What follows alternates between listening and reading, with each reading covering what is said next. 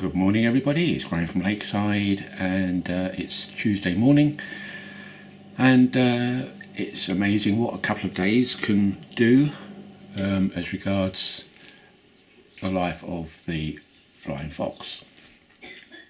Or is it a silver fox?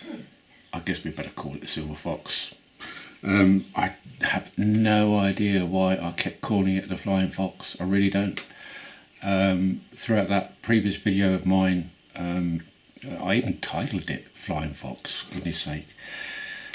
I think it must have been a pub I went to or something. I just got it on my head that it was the Flying Fox. Of course it isn't, it's the Silver Fox. This video is going to be nothing about moans, groans or anything else about Hornby. It's purely about how to rectify the tender on this. So let's start with the loco first actually, and before I go any further, thank you everyone for all your comments on the previous video regarding this. There were so many people giving me tips and help and contacts of up for tenders for sale on eBay. That absolutely brilliant. To be honest with you, I had so many comments that I couldn't actually reply to them all. I was commented out. I was exhausted. So if you didn't get a reply from me, I'm very sorry. But please take this as a huge thank you for just commenting and just giving me advice or whatever is you said. Really thank you all for that. That was a massive response. Really didn't expect that.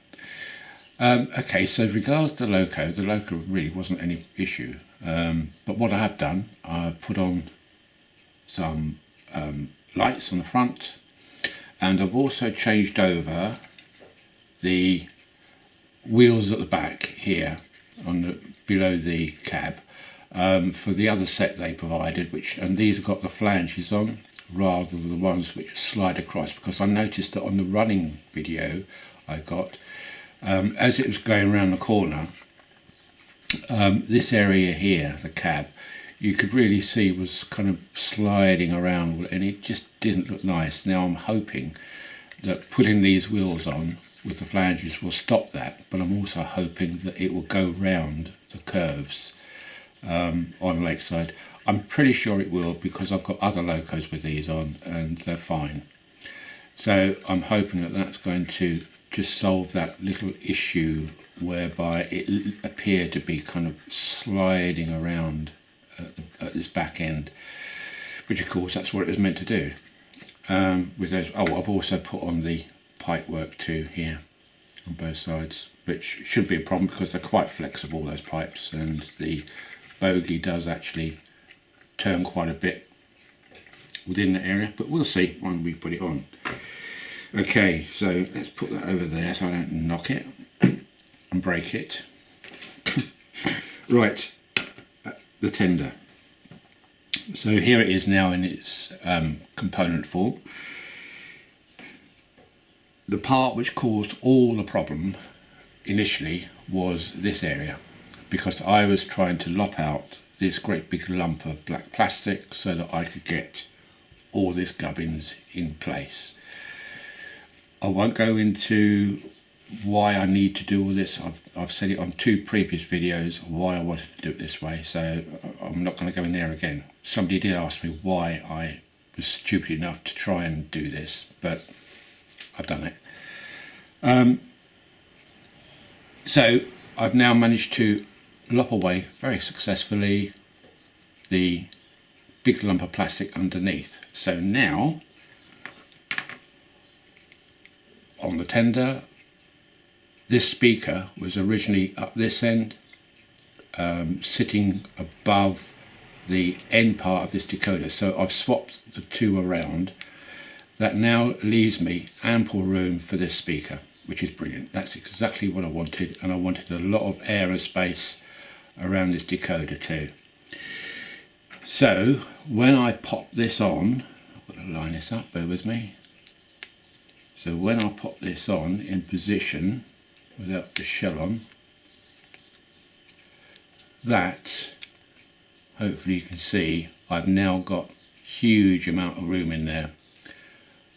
So that now nicely allows the sound to go around in that chamber, gives a lot of space on that decoder. So if it does get warm, the heat can dissipate. And yeah, this just bags the room. That was all I was after. I've got that now. So that part is now complete. I can pop the tender over there. The coal sits in there perfectly. So that's job done for that. The last part obviously is the shell. So this is the stage of play so far. Let's see if I can get it in focus. There you go. So what I've done, I've filled it from the back, and the way I did that was that I pushed the melted plastic, which was on that side. If you remember, there was a get the light. There was a great big burr of the plastic just here where the cutter had pushed the plastic forward. So I reheated that with my soldering iron and a scalpel blade, pushed all that plastic forward into the slot with no damage. And then I used a tiny bit of milliput here, which is a 2-part clay really, and it just hardens within about 2 to 3 hours, and then you can sand it down, and that's the stage I'm at the moment. So it's now sanded down. It's lovely and flat and smooth. So it's upside down. So the next thing really now is to then get my airbrush out and spray that area. And what I will do, I will spray all that one side, take the handles off here, spray all that one side, and renew the lettering on this side as well as that side, so it's the same. That's the plan. Actually, it isn't. I lie. Because that was the plan, but it's not the plan now. And the reason being is that a very nice chap contacted me by the name of Adam Ormondroyd, and I hope I pronounced your name correctly there, Adam. If I haven't, many apologies. He contacted me on when was it? Saturday or Sunday, and gave me a link for a tender. And I was thinking to myself, okay, it's going to be another link for the previous version of the tender. But when I looked, it wasn't. It was actually the correct tender. And I looked and I thought, wow. Now, I looked on the chap's site, and the site on the eBay is Mike's Locos. Many of you may have already been on there and know the chap, but for those who don't, if you do need spares for your locomotives, or anything really, as regards spares, then he seems to be able to get hold of things and break them down, or even sell them as complete units. But mostly they are, on the website, they are kind of body shells, wheels, that sort of thing. And when I looked, it definitely looked like this version of the tender. Now the previous version is quite different to this. It looks initially the same, but the major thing which stands out immediately is that this front area here is painted black, not silver. That's the immediate thing that gives it away. But there are other things which are not the same as this, like the coal is completely different in here, not the moulding but the way it's put in. It's quite a different body shell. So this was the one obviously I was after, and when I looked I thought that is it. I couldn't believe it when I saw it. I mean, I've got to get that. I bought it immediately. The only thing I could tell was that from the photograph it looked, I wasn't 100% sure, but it looked like the handrails were plastic. But I thought, well, that's no issue, I can just pop those out and put these handrails in, which are individually applied metal, as you can see here. They're metal handrails all the way around. and they're very nice too. So I thought, well, no worries, I can pop those out because they're just literally just pushed in with a bit of glue on the back. And I know they come out because I've taken these two rear ones out to get the coal out. So that's not an issue, so I bought it. And so I ordered that on Sunday. I contacted him, asked if he could send it ASAP, which he did, and I received it this morning, which is Tuesday. Can't be fairer than that. And he didn't even charge me the extra postage either, which was absolutely brilliant. So a big thank you to Mike at Mike's Locos for getting the new shell. Now, the new shell. So we'll pop that to one side, out of the way. So now all I'm left with is this. The replacement shell. Ta-da! Bish bosh. Now, you can see that the handrails are not plastic, they're metal. Shiny, shiny metal ones. Now the photograph didn't actually give that impression for some reason. They looked on the photograph as if they were plastic for me, but that was just obviously the photograph. All I have to do now is to give this a major clean up, because I think whoever owned this was probably smoking about 60 fags a day. It's really grimy, and it's got a few marks on it here which I've had a quick go and I know they come off.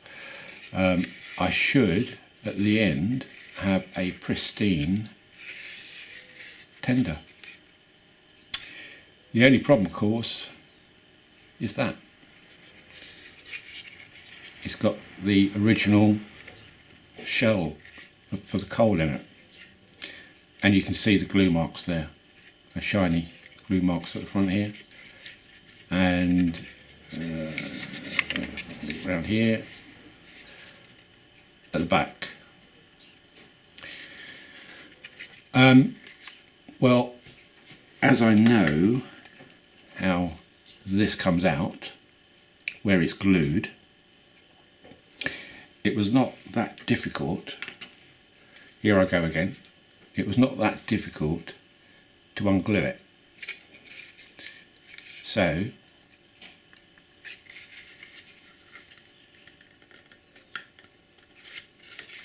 with just a bit of persuasion,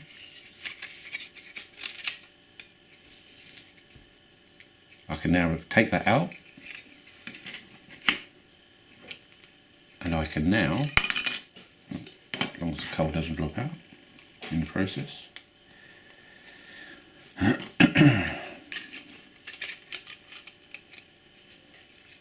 replace it with my original version, which has been blocked out, because it's not going to work on camera, is it?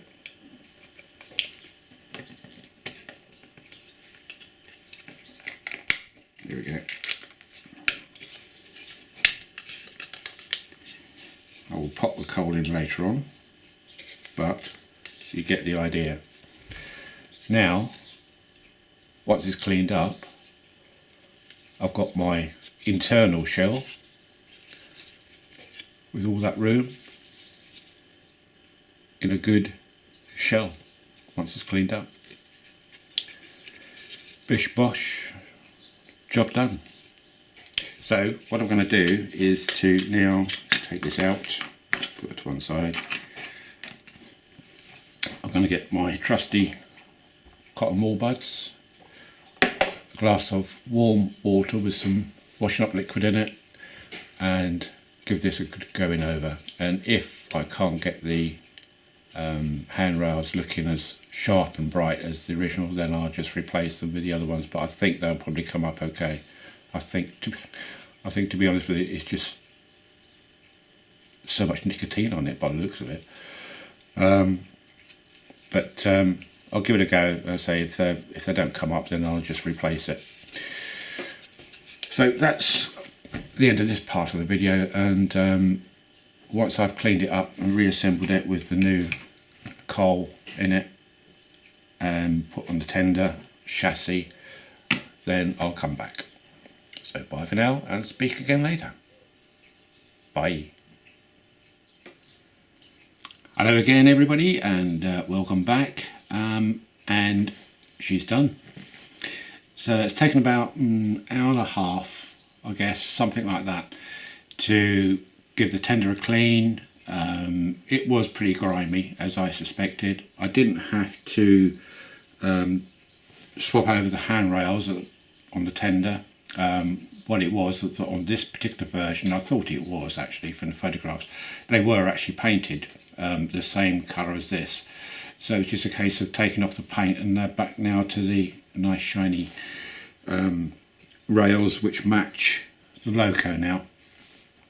So it could be that on the other versions, I don't know, I'm only kind of surmising, that the handrails are painted on the other silver versions, except for the Silver Fox. So anyway, it's all back together again. So I've used the internals from my old tender. It all went back together absolutely fine. All screwed back together. It's all nice and clean.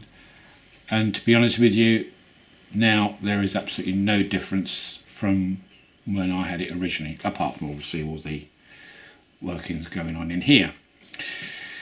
One minor modification I made when I was putting it back was that the little porthole at the back here for the corridor of the tender, it does have a, and I can show you on the old one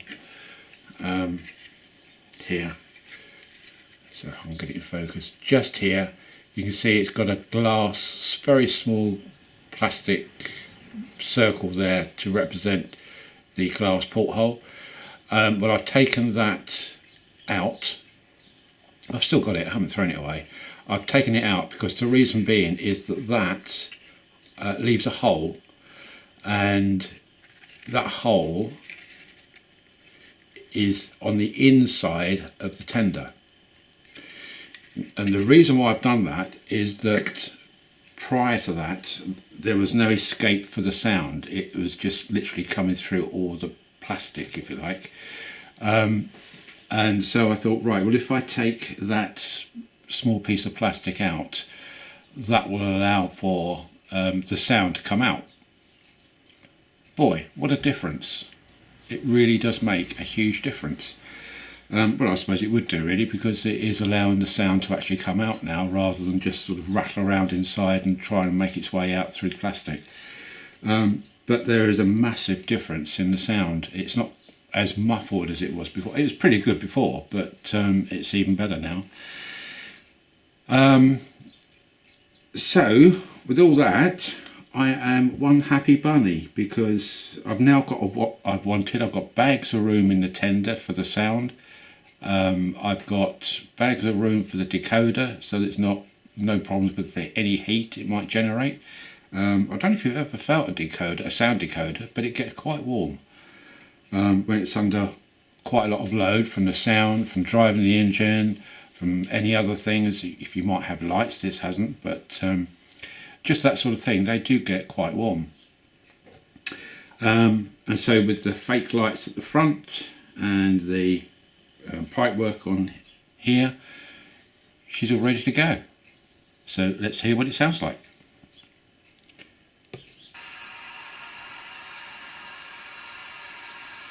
That's just a straightforward start up, that's it.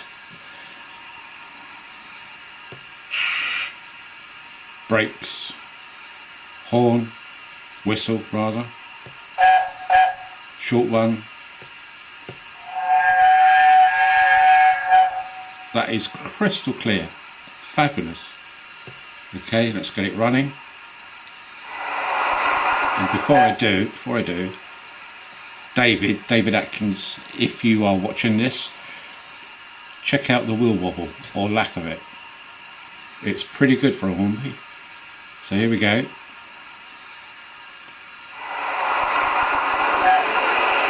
So this is on heavy haul. I've done the chuff rate now to go to 3 chuffs per revolution.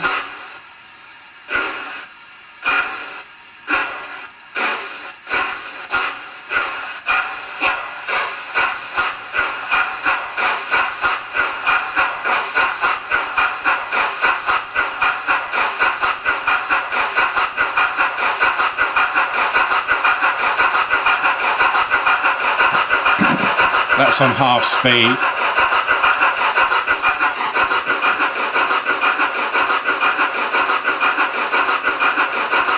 So if we drop it back 10,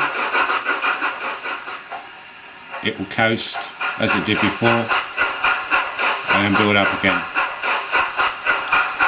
So absolutely perfect. Let's stop that. So if I put it, I'll put it on light haul now, and there'll be a difference in sound.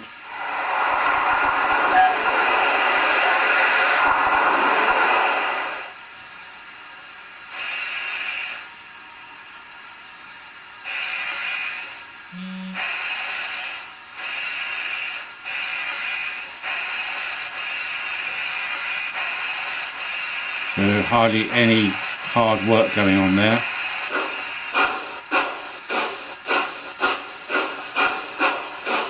Now I'll put it on heavy.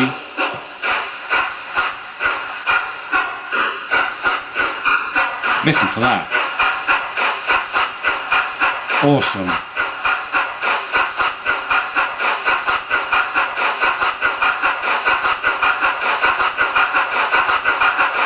Let's go full whack.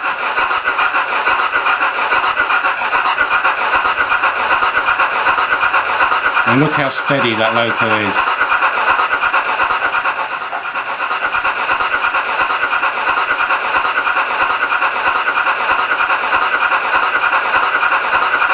Right, that's full chat now.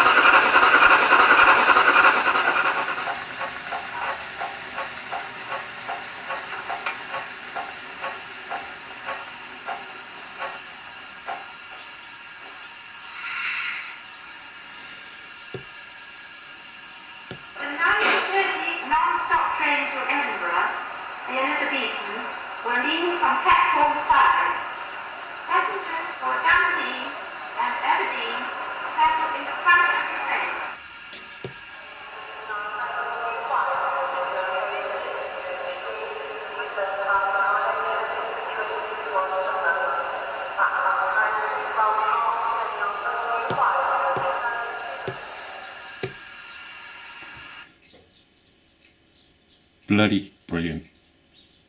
I am so happy, I really am. And that kind of really sums up what I want this video to be, happy. After I've had a few mishaps over the Christmas period with one thing and the other, family as well. It's nice to do a video like this where everything goes right and I end up with a positive result at the end. Couldn't ask for more. So a huge thank you, before I sign off, a huge thank you to all of you who commented on the previous video. Really did appreciate that, although to be honest with you, it did blow me away because I just had so many to reply, and if I didn't reply to you, I'm so sorry, but if you look, I mean, there was just literally hundreds of comments to reply to, which is brilliant. It's, you know, that's fantastic. It's fantastic in the fact that I'm getting all this interactivity from you guys out there. It's all very well having all these subscribers, but if you don't hear from them, what's the point? So you keep posting your comments. They're all welcome, be it negative or positive, I don't mind. They're all there to help at the end of the day. Also, I'll mention again Adam Ormondroid, who, I'm sorry mate, if I've pronounced your name wrong, I'm really sorry, but I think that's how you're pronouncing it, Ormondroid. Thank you, Adam, for that link. Without you, buddy, this wouldn't have happened. So really appreciate that, and also just a shout out to Mike's Locos, who actually had the shell for sale on eBay, because he got this to me absolutely a pretty fast rate. You couldn't have asked for more than that. He posted it yesterday, got it today, and I ordered it Sunday. Can't get better than that.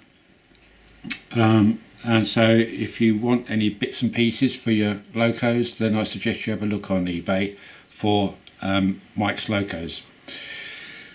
That's about it for now. Obviously next thing is to run this up on Lakeside, but I will do that another day. So I will leave that for now and get this up on YouTube. So bye for now, have a great week, and I will speak to you again soon. So bye. Bye.